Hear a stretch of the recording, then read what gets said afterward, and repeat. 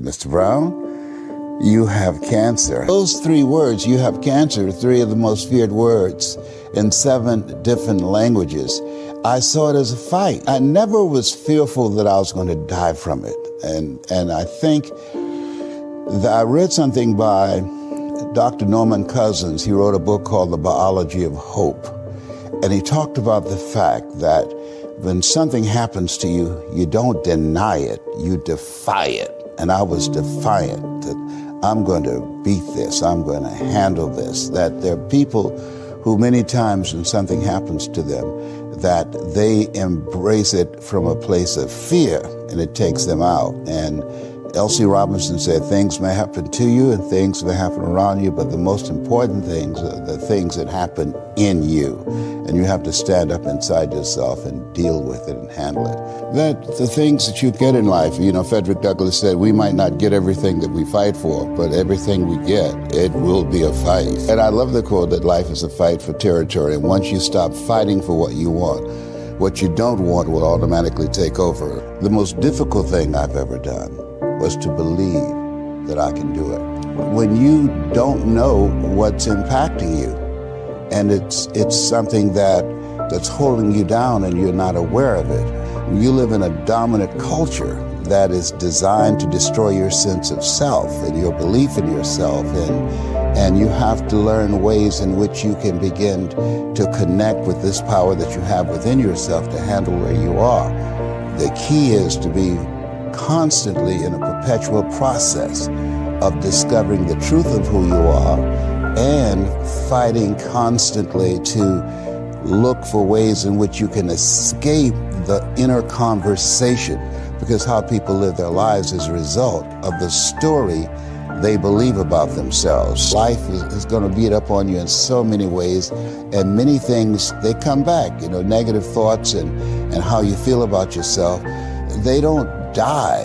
They come back once you stop doing the maintenance work on your mind, listening to motivational messages, going to seminars and workshops, spending time quietly listening to the still small voice within. Who am I really? Is this really me? Am I giving my best? Am I just reflecting what's around me? Because all of these various things affect how we show up in life. And so having a strategy to continuously find ourselves reaching higher. Robert Schuller had a book, I loved it. It's called Peak to Peak, U-P-E-A-K to P-E-E-K, because you're constantly reaching higher to find out and discover your better self. Richard Wright said it best. He said, the impulse to dream has slowly been beaten out of me through the experiences of life. So when you live in a culture that is designed to destroy your sense of self, where you are marginalized, where you have a feeling of being hopeless and powerless, and you're terrorized. I remember going downtown with my mother, and I saw a water fountain. I think I was about 5 years old, and I ran and I drank from the water fountain. All of a sudden, she grabbed me by the neck and said, don't you ever do that again, and start punching me in the back of my head and my face, and got me down on the ground, was punching me relentlessly. And I said, Mama, please, it's me, Mama, it's me, with this crazed look in her eyes. And then a white policeman came, and he had a nightstick in his hand. He was hitting it in his left hand. He said, okay, all right, you beat that little nigger boy enough. Now, I won't have to beat him with this nightstick. And he walked away laughing. And my mother broke down and started crying and saying, Leslie, I'm so sorry. I'm so sorry. I said, Mama, why'd you beat me like that? She said, these water fountains are for white only, son. And if that cop had hit me with his nightstick, he would have to kill me. I'd have fought him till he killed me, and I'd left you and your brothers and sisters by themselves to raise themselves. I'm so sorry. So that was a defining moment. I knew there are certain things I could not do, certain places I could not go. They used to have signs on Miami Beach that said, Jews, dogs, and coloreds not allowed. And so now you have to operate within the constraints of the dominant society and the things that they've created for you. And it's a challenge to see yourself beyond that and to work to get outside of that, even after those laws have changed, because that has become so much a part of you. You unconsciously operate within the parameters of what has been put in place. Like you're driving on the expressway, the 405, and you'll get off on an exit that you weren't going in that direction, but you unconsciously did it because you've done it so many times that many people, because they're not making a conscious, deliberate, determined effort to think outside of what life has thrown at them, they end up doing the same thing over and over and over again. Einstein said that thinking that has brought me this far has created some problems that this thinking can't solve.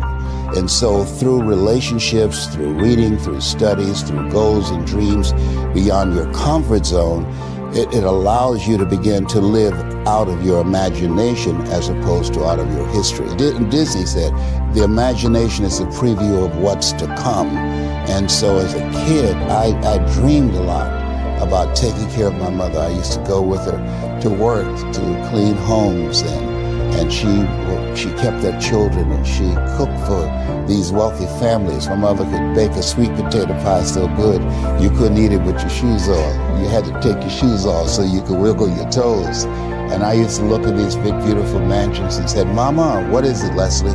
When I become a man, I'm gonna buy you a big, beautiful home just like this." "Oh, you don't have to do this." I said, "I know, but you didn't have to adopt us either." And you did. And so I'm here with you because of two women. One gave me life, the other one gave me love. God took me out of my biological mother's womb and placed me in the heart of my adopted mother. And because of her example and my love for her and the passion that I felt in my heart, I've got to do something to make her proud. I've got to do something to put myself in a position to be able to take care of her. That drove me. Nietzsche said, if you know the why for living, you can endure almost anyhow. A gentleman who dramatically transformed my life, I was a junior at Booker T. Washington High School in Miami, Florida, and I went in his class looking for another friend, and he said, "Go to the board and work this problem out for me." I said, "Sir, I can't do that." He said, "Why not?" I said, "I'm not one of your students." He said, "Do it anyhow." And the other kids started laughing, saying, "He's Leslie, he's DT." And he said, "What's DT?" His brother is smart, but he's the dumb twin. And I said, "I am, sir." And he came from behind his desk and he pointed at me. He said, "Don't you ever say that again. Someone's opinion of you does not have to become your reality." And he taught me three things. He said, if you want to become successful in life, young man, he said, number one, you got to change your mindset. He said, you don't get in life what you want, you get in life what you are. Number two, practice OQP, only quality people. You earn within $2,000 to $3,000 of your closest friends. I found that out. I left all my broke friends. I said, y'all got to go. Because I used to be so broke, I'd pass a bank and trip the alarm, you know? And the third thing he said, develop your communication skills, because once you open your mouth, you tell the world who you are. He said, those are three major things that you want to work on that will liberate you from living in Liberty City, living in poverty in Overtown. It will help to escape out of where you are right now, because I see you watching me and I know you want more. I can see the hunger in your eyes. That's why my book is about to come out called You Gotta Be Hungry. Not only someone's opinion of you does not have to determine your reality. He said that you have to work on yourself and you have to have an unstoppable attitude, and no excuse is acceptable, and you got to make it a priority, a non-negotiable in your life, and hold a constant vision of what it is you want to achieve. See it accomplished and go all out. Find a way to win in spite of the setbacks, in spite of the disappointments, in spite of your failures. I tell people when I'm giving presentations, you will fail your way to success. I have a saying, as life knocks you down, try and land on your back, because if you can look up, you can get up. Those experiences of going after goals that's beyond your comfort zone, and having relationships that will challenge you, and surrounding yourself with coaches and mentors who can take you to a place within yourself that you can't go by yourself, because you can't read the label when you're locked in the box. And so those experiences, they challenge you to go to that next level and continue to move forward in your life, doing new and exciting things. Many people never achieve their goals because they have too many toxic, negative, energy-draining people in their lives. And you have to have goals outside of your comfort zone that will challenge you, because in order to do something you've never done, you've got to become someone you've never been.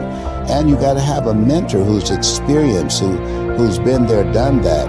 And as a result of that relationship, because you can't see the picture when you're in the frame, Muhammad Ali said, "I'm the greatest," but he never won a championship without Angelo Dundee. And Michael Jordan never won a championship without Phil Jackson. So you've got to have someone that can see something in you that you can't see, that can take you to a place within yourself that you can't go by yourself.